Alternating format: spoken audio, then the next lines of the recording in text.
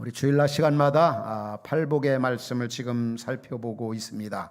이 팔복의 말씀은 어떤 세상의 관점으로 보면은 참 맞지가 않습니다. 어떻게 보면 하나도 맞는 게 없는 것 같습니다. 어떻게 가난한 사람이 행복하다고 말씀하고 있는가? 부유한 사람이 행복한 거지. 또 어떻게 애통하는 자가 행복하다고 말씀하고 있는가? 기뻐하고 즐거워하는 사람이 행복한 건데. 또 오늘 본문 보면은 온유한 자가 행복하다. 어떻게 그럴 건가? 힘이 세고 가진 것이 많은 사람이 행복한 자이지 어떻게 온유한 사람이 행복한 사람이라고 말씀하고 있는가? 모두가 이 반어법을 사용하고 있고 역설적으로 얘기하고 있습니다. 그런데 예수님께서 가난한 자가 행복한 사람이고 애통하는 사람이 행복한 사람이고 또 온유한 사람이 행복한 사람이다. 이 하나님의 말씀은 절대적인 진리의 말씀입니다. 이게 맞느냐 안 맞느냐 100% 90%만 맞는 게 아니라 100% 절대적인 말씀이기에 우리는 사실을 사실대로 받아들이는 겁니다. 정말 가난한 사람이 행복한 사람이고 또 애통하는 사람이 행복한 사람이고 온유한 사람이 행복한 사람이고 사실 예수님이 말씀하신 것뿐만이 아니라 살아보면서 경험도 하고 또 이렇게 살아간 사람들의 그 삶의 열매를 보아서도 이 말씀이 진짜 진리의 말씀이고 이 말씀이 정말 맞는 말씀이라는 것을 우리가 삶 속에서도 경험하고 있습니다. 일찍이 프랑스의 황제 나폴레옹이 마지막 월터루에서 이제 영국 중심한 그 연합군과 전쟁에서 23년 동안 전쟁 후에 패한 다음에 그가 이제 그 한 섬으로 그가 피신을 하게 되죠. 거기에 가서 6년 동안 지내면서 그가 남긴 말 가운데 이런 말을 남겼습니다. 나는 무력으로 세계를 정복하려고 했지만 대실패, 패배자가 되어서 지금 정말 이롭게 홀로 여기서 지금 보내고 있다. 그러나 나사렛 예수 그리스도는 수세기 전에 사랑으로 세계를 정복하였다. 이런 말을 남겼습니다. 어떻게 보면은 온유한 자가 패하는 것 같지만 결국 온유한 자, 사랑의 사람이 승리한다고 하는 것을 우리에게 보여주고 있습니다. 지금도 북한의 김정은은 핵을 만들어 놓고 핵을 하나님처럼 의지하고 있지 않습니까? 사실 이렇게 통계적으로 보면은 이 북한이 우리나라 남한보다 사는 정도가 어느 정도입니까? GDP 국민 소득의 그 양이 한 27배 남한이 훨씬 더 높습니다. 그렇게 가난하게 어렵게 살면서도 이 국방비 지출은 이 남한의 한 10배 정도가 된다고 얘기하고 있습니다. 뭔가 이 무력으로 뭔가 핵으로서 자신의 강함을 나타내려고 하는데 결코 그렇지가 않다는 거죠. 이 하나님 나라 가치관 속에서는 마음이 가난한 사람이 행복한 사람이고 애통하는 사람이 행복한 사람이고 마음이 온유한 자가 땅을 기업으로 받는다고 말씀하고 있습니다. 그럼 여기 본문에서 말씀하는 마음이 온유한 사람이 행복한 사람이라고 말씀하고 있는데 여기 온유하다는 말은 어떤 의미가 있는가? 시라보로 보면은 원래 온유는 이제 프라우스라고 하는 그런 말이에요. 프라우스라고 하는 말은 양극단에 서지 아니하고 어떤 균형을 유지하는 것. 이게 바로 온유다. 또 다른 면에 이 프라우스라고 하는 단어를 얘기할 때 이렇게도 얘기합니다. 자신의 어떤 이익을 위해서 분노하지 않고 자기 마음을 잘 관리하고 다스리는 것. 우리가 잘 아는 잠언서 16장 32절에 그런 말씀이 나와요. 노하기를 더디하는 자는 용사보다 낫고 자기 마음을 다스리는 자는 성을 빼앗는 자보다 나으니라. 자기 마음을 잘 다스리는 사람이 온유한 사람이라는 거예요. 분노하지 아니하고 어떤 형용사적인 표현으로 이 온유를 또 겸손으로 이야기하기도 합니다. 겸손이 바로 온유다. 이 프라우스라고 하는 이 단어가 담고 있는 의미가 그렇다는 거지요. 스스로 자신의 무지와 연약함을 철저히 인정하고 자신에게 필요한 것이 무엇임을 느끼고 하나님을 의지하고 하나님께 소망을 두는 이런 사람이 행복한 사람이고 이런 사람이 땅을 차지하는 사람이다. 우리 예수님께서 팔복에서 말씀하고 있습니다. 그럼 이 온유한 자를 잘 우리가 이해하고 받아들이기 위해서는 성경에 하나님의 위대한 역사를 이루었던 사람들 한결같이 다 온유했던 사람들입니다. 그 사람들을 찾아오면 이런 분이 온유한 사람이고 나도 좀 우리도 그 온유한 마음을 가지고 살아야 되겠다 그런 생각이 되어져요. 그 중에 하나 먼저 든다면 아브라함을 들 수가 있습니다. 여러분 아브라함 잘 알지 않습니까? 이제 하나님의 은혜로 아브라함이 정든 고향 친척 본토를 떠나서 하나님이 허락하신 가나안 땅으로 갔습니다. 근데 가나안 땅 가기 이전에 거기에서 많이 힘들었습니다. 기근으로. 그렇지만 하나님이 복을 많이 주셨어요.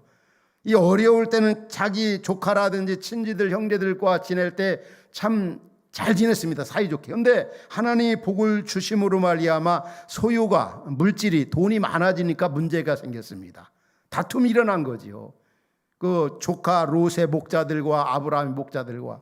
그때 아브라함이 그 조카 롯에게 뭐라고 이의를 제기합니까? 이의라기보다 어떤 얘기를 나눕니까? 아브라함이 롯에게 얘기합니다. 우리는 한 식구다. 너나 나나 내 목자나 내 목자나 서로 다투게 하지 말라. 이 물질 때문에 이거 싸우면 덕이 안 된다. 내 앞에 아주 넓은 땅 있지 않냐. 나를 떠나서 이제 독립을 하라. 내가 좌하면 나는 우하고 내가 우하면 나는 좌하겠다. 좌를 선택하겠다. 이 물질 앞에서 정말 자신을 내려놓는, 물질을 포기하는, 얼마든지 소유할 수 있고 얼마든지 주장할 수 있는데 그것을 내려놓고 포기하는 이 아브라함의 이 모습, 이게 바로 여러분 온유함입니다. 우리가 믿지 않는 사람들과 혹은 믿지 않는 세계 속에 살면서 특별히 물질에 관해서 얼마든지 내가 주장할 수도 있고 권리를 행사할 수 있는데도 불구하고 하나님의 영광과 나라를 위해서 어떤 사회 세상에 덕을 세우기 위해서 포기하고 내려놓는 것, 이런 분을 성경은 온유한 사람이라고 얘기합니다. 따라서 저나 여러분도 이 땅에서 온유한 사람으로 복 있는 사람으로 살기를 원한다면 내려놓음이 정말 얼마나 중요한가. 특별히 물질에 대합니다. 물질. 세상 모든 사람들이 가장 좋아하고 사랑하는 이 물질, 이걸 포기할 수 있어야 이런 분을 성경은 온유한 사람, 이런 사람에게 하나님이 복을 주시겠다는 거죠. 누가 그런 표현을 했죠. 이 물질은 그 사람의 믿음을 시험해보는 시금석이다. 그분의 인격의 어떤 정도, 성숙도를 알아볼 수 있는 그 최고의 어떤 시금석이 뭐냐면 물질이라는 거예요. 요즘 우리 이 사이에서 이렇게 만연되고 있는 그 한국 드라마 오징어 게임, 많이 요즘에 방송에 이 매스컴에 떠들고 있지 않습니까? 이 한국 드라마 이 오징어 게임이 세계적으로 돌풍을 일으키고 있어요. 얼마나 인기, 얼마나 강타하고 있는지 몰라요. 가만히 보면은 거기 등장하는, 저도 인터넷에서 좀 이게 뭔가 아직 살펴보았어요. 보니까 결론은 그거더라고요. 거기에 등장하는 사람들이 가난한 사람들, 억울한 사람들, 정말 힘든 사람들, 이 456억의 목숨을 거는 거지, 목숨을. 그러면서 거기 등장하는 그 내용 가운데 보면 기독교를 비판하는 내용들도 참 많이 있더라고요. 정말 부끄러움을 느끼죠. 여기야 목숨을 거는 거죠, 이 물질에. 이 아브라함, 얼마든지 소유할 수 있고 주장할 수 있는데도 하나님의 영광, 나라, 덕을 위해서 내려놓는, 이게 바로 온유함입니다. 또 두 번째 등장하는 한 사람을 또 소개한다면 우리가 잘 아는 모세를 들 수 있습니다. 민수기 12장 3절에 오면은 모세를 가리켜 성경에 저자는 뭐라고 그러죠? 이 사람 모세는 온유함이 세상 모든 사람보다 가장 온유한 사람이 바로 모세라고 그랬어요. 모세. 그 모세의 어떤 면이 그렇게 온유함이 드러나는가?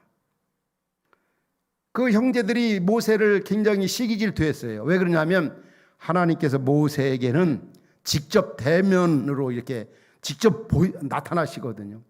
다른 어떤 꿈이나 환상이나 그렇게 말씀하지 않고 직접 나타나는. 그러니까 옆에 있던 아론과 그 미리암이 그런 부분에 대해서 하나님 앞에 따지는 거죠. 왜 모세에게만 하나님 직접 나타나십니까? 그럴 때 민수기 12장 7절에 오면은 그 이유를 말씀합니다. 뭐라고요? 내 종 모세와는 내가 꿈이나 환상이나 너희들에게 대하지 안 대하는 이유가 왜냐? 그는 내 온 집에 충성함이라. 이 충성, 아주 신실하고 성실하고 진실하고, 이게 충성입니다. 피스토스라고 하는 이 의미가. 그럼 여러분, 온유화가 무엇입니까? 바로 온유는 충성을 얘기하는 겁니다. 충성하는 분을 성경은 온유한 사람이다, 이렇게 말씀합니다. 그것뿐만이 아닙니다. 모세에게 온유함 발견할 수 있는 게 또 출애굽기 32장 32절에 나타납니다. 이스라엘 백성들이 하나님의 은혜로 애굽에서 해방을 받았잖아요. 하나님의 은혜로 그들이 하나님이 허락하신 가나안 땅을 향해 갑니다.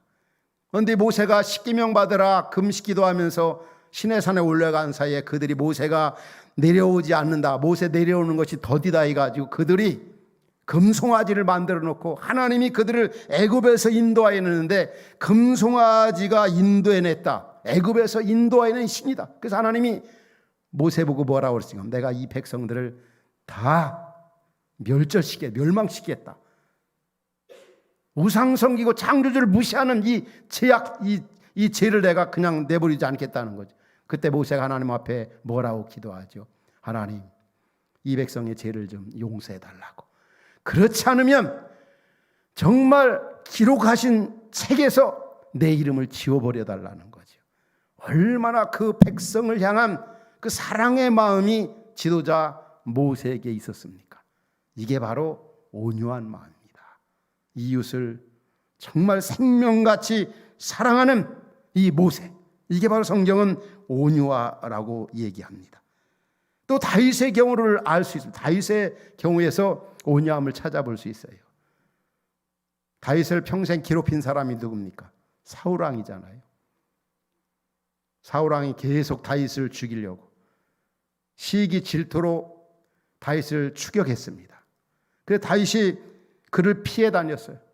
블레셋 나라 지경까지, 때로는 동굴에, 때로는 들판에서, 때로는 산에서 얼마나 죽을 고비를 많이 넘겼는지 몰라요. 그런데 이 다윗은 사울을 얼마든지 또 없이 할 수 있는 그런 기회도 있었어요. 그렇지만 끝까지 사랑해, 끝까지 사랑. 결과적으로 이제 사울이 다윗에게 항복을 하게 되죠. 사무엘상 26장 25절에 오면은 다윗에게 사울이 그렇게 얘기합니다. 다윗아, 너 참 복 있다. 너 앞으로 큰일 할 것이다. 너 반드시 승리하겠다. 원수였던 사울이 다윗을 볼 때 보통이야. 그 온유함이 얼마나 훌륭한지. 큰일 할 사람이고 너는 복 받을 사람이고 너는 앞으로 너를 통해서 하나님이 함께 할 거다 말이야. 반드시 너는 승리할 거다. 여러분, 이게 바로 온유입니다. 믿지 않는 사람들이 원수라도 우리를 볼 때, 이분은 정말 복 받을 분이야. 이분은 정말 큰일 할 분이야. 이분은 반드시 승리할 분이야. 우리 삶의 현장에서, 직장에서, 학교에서 여러분 믿지 않는 사람들에게 그런 모습을, 여러분들 그런 모습으로 비춰지고 있습니까? 심지어 원수 같은 사람이 우리를 봐도 그런 모습, 이게 성경은 그런 모습 비춰진다면 그게 바로 온유라는 거예요. 그래서 하나님께서는 다윗을 보면서 뭐라고까지 말씀했습니까? 사도행전 13장 22절, 내가 이새의 아들 다윗을 만나니 내 마음에 합한 사람이다. 내 뜻을 다윗을 통해 다 이루겠다. 하나님은 온유한 사람을 쓰시는 거예요. 하나님은 온유한 사람을 너무너무 기뻐하시는 거예요. 하나님은 온유한 사람에게 하나님의 임재를 경험하도록 역사하신다는 사실이에요. 또 한 사람을 구약에 찾아볼 수 있을까? 찾아볼까요? 온유한 사람. 다니엘을 들 수가 있어요. 다니엘. 우리가 아는 대로 이 다니엘은 포로로 잡혀갔지 않습니까? 근데 그가 포로 생활하면서 그 바벨론에서 그 총리로서 활약을 하는데 보통 정도가 아닙니다. 그 왕권이 4번씩이나 바뀌어집니다. 다니엘이 그 총리로 있을 때 그때의 왕이 여러분들 기억하세요? 누구누군지? 먼저는 느부갓네살 왕이고, 그 다음엔 벨사살 왕이고, 그 다음엔 다리오 왕이고, 그 다음 마지막 왕이 고레스 왕입니다. 요즘 말하면 대통령, 왕이 4번 바뀌는 동안도 한 번도 다니엘은 총리직에서 물러나질 않았어요. 누구도 그 총리직에서 그를 물러가게 하질 못했어요. 그 이유를 뭐라고 얘기합니까? 다니엘서 6장 4절에 보면 같이 한번 읽을까요? 자, 시작. 이에 총리들과 고관들이 국사에 대하여 다니엘을 고발할 근거를 찾고자 하였으나 아무 근거 아무 허물도 찾지 못하였으니 이는 그가 충성되이 아무 그릇됨도 없고 아무 허물도 없음이었더라. 이게 바로 여러분 온유함입니다. 아무 허물 아무 그릇됨도 없고 아주 충성되이 여기 윤리성이나 도덕성이나 이 거룩성이 정지성이 얼마나 뛰어났던지 그 자기의 맡은 임무에 충성을 다했어요. 이게 바로 온유한 마음을 가진 사람이고 성경은 이런 사람을 일컬어 바로 온유한 마음을 가진 사람이라고 얘기합니다. 마지막으로 신약의 한 사람을 들어볼까요? 바로 스데반 집사입니다. 사도행전 6장 15절에 보면은 돌무더기 속에 있는 스데반의 얼굴이 천사 같은 얼굴이 했다고 그랬어요. 원수들 앞에서 일을 가는 그들 앞에서 이 스데반 집사는 이 천사의 얼굴을 할 수 있었던 이유가 뭘까요? 사도행전 그 7장 55절부터 56절에 오면 이런 말씀이 나와요. 스데반이 성령 충만하여 하늘을 우러러 주목하여 하나님의 영광과 및 예수께서 하나님 우편에 서신 것을 보고 바로 예수 그리스도께서 하늘 보좌 우편에서 자기를 맞이하는 그런 모습을 목격한 이 스데반 집사는 천사의 얼굴을 할 수가 있었던 거예요. 온유한 모습을 풍길 수가 있었던 거예요. 다시 말하면 어떤 사람이 온유해질 수가 있습니까? 하늘의 영광, 주님을 바라보는 사람들, 이 땅에서 온유할 수가 있습니다. 스데반 집사는 최후의 순간 돌에 맞아 죽어가면서도 예수님의 십자가의 모습을 연상하게 한 사람입니다. 예수님처럼 최후를 맞이했어요. 그가 돌무더기 속에서 마지막 기도를 어떻게 드렸습니까? 사도행전 7장 59절부터 60절에 보면은 스데반을 친 스데반이 부르짖어 이르되 주 예수여 내 영혼을 받으시옵소서. 이 기도는 누가 했죠? 예수님이 십자가 산상에서 드린 기도예요. 십자가에서 자기를 조롱하고 멸시하고 침뱉고 별별 말하고 욕설하는 그들 향해서 아버지여 저들의 죄를 용서하여 주옵소서. 내 영혼을 받으시옵소서. 바로 예수님이 한 기도를 스데반 집사님이 했습니다. 끝까지 온유의 모습을 풍겼던 스데반 집사. 무엇보다도 온유의 최고의 모델은 누굽니까? 뭐라고? 예수님입니다. 우리 주 예수님. 우리가 잘 아는 마태복음 11장 29절에 예수님이 자신의 마음을 어떻게 표현했습니까? 수고하고 무거운 짐진 자들아 다 내게로 오라 내가 너를 쉬게 하리라 하시면서 나는 뭐라고요? 마음이 온유하고 겸손하니. 예수님의 마음이 바로 온유한 마음입니다. 우리 예수 믿는 우리들은 예수님을 닮아야 되겠죠. 어떤 마음을 가지고 살아야 되겠어요? 예수님의 마음. 예수님의 마음은 어떤 마음이에요? 온유한 마음입니다. 하나님의 위대한 역사를 이루었던 사람들 다 온유한 사람들이었어요. 온유가 무엇으로 얘기하고 있습니까? 단순히 그냥 온유는 유순하고 부드럽고 친밀하고 순한 거, 사납지 아니하고 교만하지 아니하고 물에 행찮는 거, 이런 일반적인 의미로만 우리 본문을 생각하면 안 됩니다. 온유는 바로 아브라함을 보면서 물질에 대한 보통 하나님 없는 사람들이 크게 생각하는 것을 포기하고 내려놓는 것이 바로 온유고, 또 하나님께 주신 사명 충성을 다하는 게 온유고, 이웃을 사랑하는 것이 온유고, 시기 질투하지 아니하고 원수까지도 사랑하는 게 온유고, 하늘의 영광을 바라보면서 주님 의지하며 사는 게, 이게 바로 온유함을 우리에게 보여주고 있습니다. 힘든 시기, 코로나 시기를 살아가는 주님의 자녀는 우리에게 주님은 말씀합니다. 온유한 마음을 가지고 살라. 온유한 자가 복 있나니 그들이 바로 땅을 기업으로 받을 것입니다. 온유는 태만한 것이 아닙니다. 무기력한 것이 아닙니다. 약한 게 결코 아니라고 하는 것. 온유는 상당한 힘이 있습니다. 위대한 능력과 결코 이 강함과 사랑과 모순되지 않는 게 바로 온유함입니다. 오늘은 온유한 마음을 가지고 이 시대 속에서 사명을 감당하는 것. 이런 말씀을 들을 때 오늘 나 자신에게 온유함이 어떻습니까? 온유함이 모세처럼 승합니까? 로이드 존스 목사님은 우리에게 우리 자신에게 온유함을 한번 점검해 보는 그런 내용을 그의 강해 설교에서 우리에게 보여주고 있어요. 나의 온유의 정도가 어느 정도인가? 온유한 사람은 나를 자랑스럽게 여기지 않는다는 거죠. 또 나를 주장하지 않는다는 것. 자기밖에 모르고 자기 주장, 나를 위해 아무것도 상대에게 요구하지 않는 것. 이게 바로 온유라는 거죠.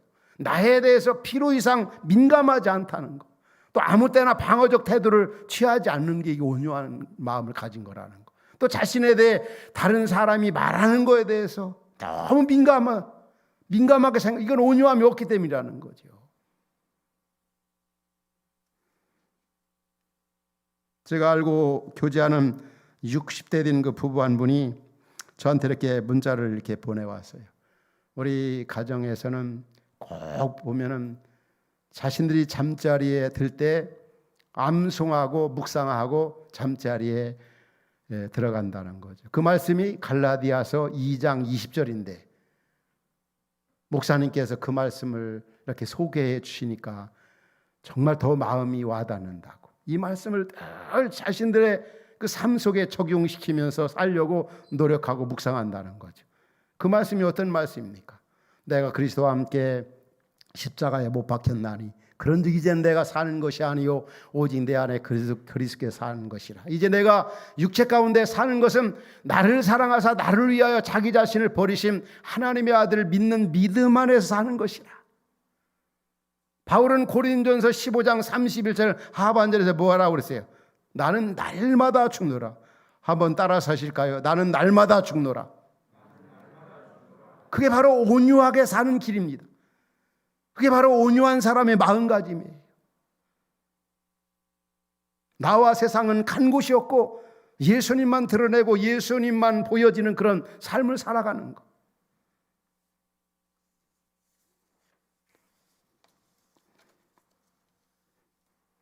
온유한 자가 받는 복이 뭐라고 그랬습니까? 본문 다시 한번 읽어볼까요? 마태복음 5장 5절 본문에 뭐라고 말씀합니까? 온유한 자가 복이 있나니 그들이 땅을 기업으로 받을 것이며. 온유한 자는 땅을 많이 받는다. 그냥 문자적으로만 생각하면 안 됩니다. 어느 한 목회자는 이 말씀을 너무 크게 생각해서 좀 소극적으로 표현하면 남용한 거라고도 볼 수 있겠죠. 이름까지도 온유로 바꿨어요. 왜? 온유한 자가 땅을 차지한다고 그랬으니까. 나 땅 좀 많이 차지하고. 그리고 성도들에게도 계속 강조하는 겁니다. 여러분, 땅 부자가 되려면 땅을 사십시오. 땅을 구입하십시오. 땅에다가 투자하십시오. 그러나 본문이 말하는 땅의 기업은 그렇게 문자적으로만 말하는 게 아닙니다. 온유한 사람은 이 땅에서 반드시 승리한다. 온유한 사람이 이 땅에서 풍성한 삶을 산다. 온유한 사람은 하나님의 자녀로서 신령한 복을 누리며 산다. 온유한 사람은, 온유한 마음을 가진 사람은 모세처럼 하나님의 임재를 경험하며 산다. 온유한 사람은 모든 사람에게, 이 땅에 있는 사람들에게 신뢰와 존경과 사랑을 받으며 산다. 그게 복이지 않습니까? 저나 여러분들이 말씀 듣는 성도님들이 이 땅에서 하나님의 자녀로 온유하게 살아봐요. 주변에 있는 많은 사람들이 정말 사랑을 해요. 존경을 해요. 신뢰를 해요. 그 삶에 그 자유함 있고 평안 있고 그게 행복이지 않습니까? 행복. 온유한 사람은 또 마음에 힘이 있습니다. 예수님이 말씀했잖아요. 나는 마음이 온유하고 겸손하니 나의 멍에를 메고 내게 배우라. 그리하면 너희 마음이 힘을 얻으리라. 여러분, 정말 힘을 얻으면서 평안을 누리면서 자유함을 누리면서 주변 사람들에게 존경과 신뢰를 받으며 살길 원하십니까? 그럼 여러분, 온유한 마음을 가지십시오. 그게 복이잖아요. 아무리 가진 것이 많다 할지라도, 아무리 지위가 높다 할지라도 온유하지 않으면 존경 못 받아요. 그 많은 물질이나 어떤 권력이나 명예가 무슨 의미가 있겠어요?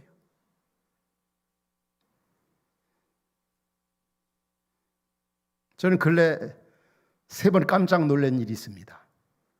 첫 번째는 어느 정치 지도자가 이 방송에서 혹은 신문에서 등등에서 이 말하는 그 모습을 보고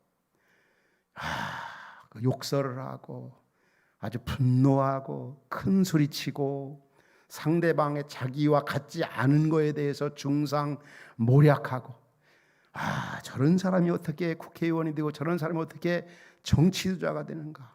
그런 부분에 저는 너무 실망이도 놀래 아주 충격이 되더라고요. 안 좋은 면에서, 소극적인 측면에서. 또 한 번 놀란 거는 그분이 어느 한 교회 열심히 교회를 섬기고 있는 중직이더라고요. 보면 저분이 예수 믿어? 저분이 교회 다녀? 저분이 어느 교회 중직이라고 직분자라고? 그런 부분에 너무 놀랐어요. 또 3번째 놀란 거는 매수 유튜브를 들어가 보니까 또 그분이 간증을 하고 돌아다니더라고요. 간증하고. 정말 온유함이라고 하는 것은 찾아볼 수가 없었습니다. 화 잘 내고 분노하고 큰 소리치고 자기 주장이 강하고. 여러분, 그리스도인의 진정한 표지가 뭡니까? 십자가 배지입니까? 성경 찬송 가지고 다니는 겁니까? 교회 직분입니까? 교회 오래 다닌 겁니까? 성경 많이 아는 겁니까? 바로 온유가 그리스도인의 진정한 마크, 표지라는 사실을 잊지 마십시오. 말씀을 듣는 성도님들, 정말 온유함으로써 주가 주 되심을 드러내고 그리스도님을 입증하십시오. 우리가 이 땅에서 온유한 자로 살아갈 때 그리스도인이다, 하나님의 자녀다, 그렇게 일컬음을 받게 되어지는 겁니다. 특별히 분노 잘하는 그런 모습들, 정말 그런 온유한 모습이 아니에요. 나는 그때뿐이지 하면서 아내를 향해서, 남편을 향해서, 부모, 때로는 자식을 향해서, 직장 동료를 향해서, 믿지 않는 사람들을 향해서 분노하고 욕잘하고 이런 화잘낸 이런 모습이죠. 이런 결코 온유함이 아닙니다. 여러분, 하나님은 그의 백성 우리에게 가장 요구하시는 것이 바로 온유한 마음입니다. 온유.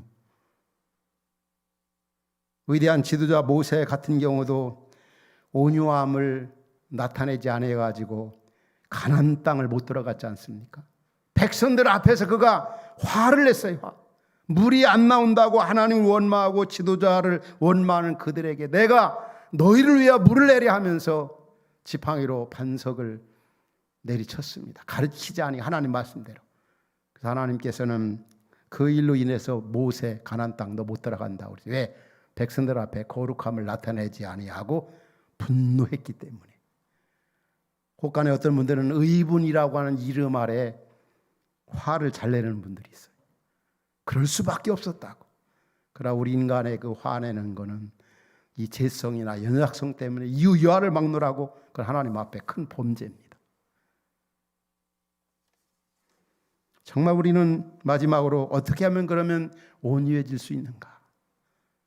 어떻게 하면 좀 온유해질 수 있는가? 온유한 자가 행복한 사람인데 그 사람이 그런 성도가 바로 땅을 기업으로 받는다고 말씀하고 있는데 우리가 온유한 마음을 가지고 살아야 되지 않겠어요? 그래야 행복하고 하나님의 임재, 그래야 이 시대 속의 사명을 감당할 수가 있는 겁니다. 우리 예수님이 우리에게 가르쳐 주었습니다. 여러분 정말 온유한 마음을 가지고 살기를 원하십니까? 아멘입니까? 예. 그렇다면 말씀을 들으십시오. 말씀에 경청하십시오. 예수님이 말씀했습니다. 어떻게 우리가 온유한 마음을 가지고 살 수 있을까? 우리가 결론적으로 얘기한다면 우리 힘으로, 우리의 노력으로 우리가 아무리 몸부림쳐와도 우리 자신 스스로가 온유해질 수가 없다고 하는 거. 예수님이 오늘 본문에서 말씀하고 세 번째 말씀하잖아요.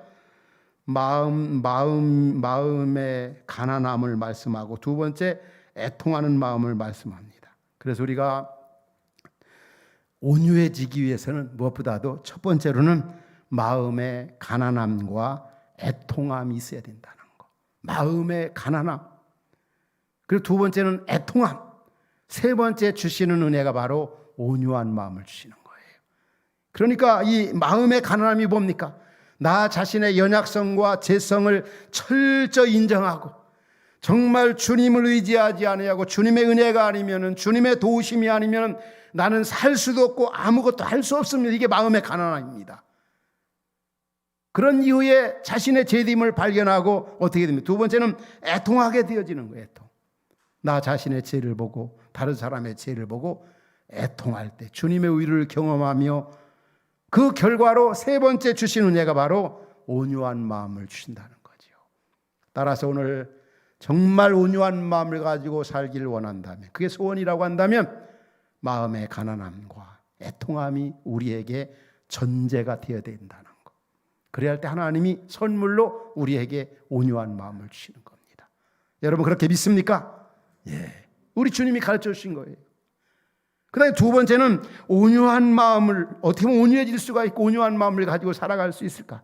그건 바로 주님을 깊이 바라보는 거예요. 주님을 바라보고 주님을 의지하는 거. 주님을 바라보고 주님 의지하고 주님의, 다르게 표현한다, 주님의 마음을 품고 사는 거. 주님의 마음이 온유와 겸손이지 않습니까? 나는 마음이 온유하고 겸손하다. 히브리서 3장 1절에 보면 그런 말씀이 나와요. 히브리서 3장 1절에 보면 그러므로 하늘의 부르심을 받은 거룩한 형제들아, 우리가 믿는 도리의 사도시며 대제사장이신 예수를 깊이 생각하라. 여러분 하루에 예수님을 얼마나 많이 생각합니까? 그냥 주일낮에 혹은 새벽 정도에 생각하는 거로 끝납니까? 나를 위해 십자가에 고난받고 죽으시고 부활하시고 승천하시고 때가 되면 영광 중에 나를 맞이해 오실 예수님, 세상 끝날까지 성령으로 나와 함께 하시는 그 예수님, 예수님을 많이 생각하고 예수님을 깊이 묵상하고 예수님 마음 가지고 살면 우리가 온유한 마음, 온유해질 수가 있다.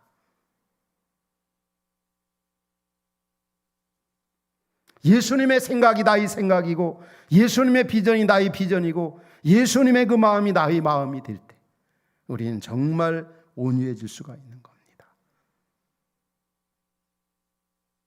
그리고 우리 자신을 하나님께 세 번째로 맡기는 거예요. 맡기는 거. 다 주님께 내 자신을 내어드리는 거예요. 나는 내 자신에 대해서 항복합니다. 내 힘으로는 할 수 있는 거 아무것도 없습니다. 천부의 의지 없어서 손들고 옵니다. 주님이 붙들어 주시 아니면, 주님이 은혜 주시 아니면 나는 결코 온유해질 수가 없습니다. 우리 자신을 내어 맡기는 거, 우리 자신을 주님께 드리는 거. 참 힘든 시기, 어려운 때, 불안한 때, 또 우리 주변을 살펴보면은 얼마나 이 불안한 모습들, 그리고 사람들의 얼굴 모습이 얼마나 화난 모습, 불만스러운 그런 모습, 정말 평안함이란 찾아볼 수 없는 그런 시대 속에 살고 있습니다. 이런 시대 속에 살아가는 성도들에게, 그의 백성인 우리에게 주님은 말씀합니다. 온유한 자가 복이 있나니 그들이 땅을 기업으로 받을 것이며, 주님의 은혜를 힘입어 이 시대 속에서 온유한 마음으로 주님의 임재를 느끼며 주신 사명 잘 감당하는 그러한 은혜가, 말씀을 듣는 여러분 모두에게 있기를 주의 이름으로 축원합니다. 기도하겠습니다.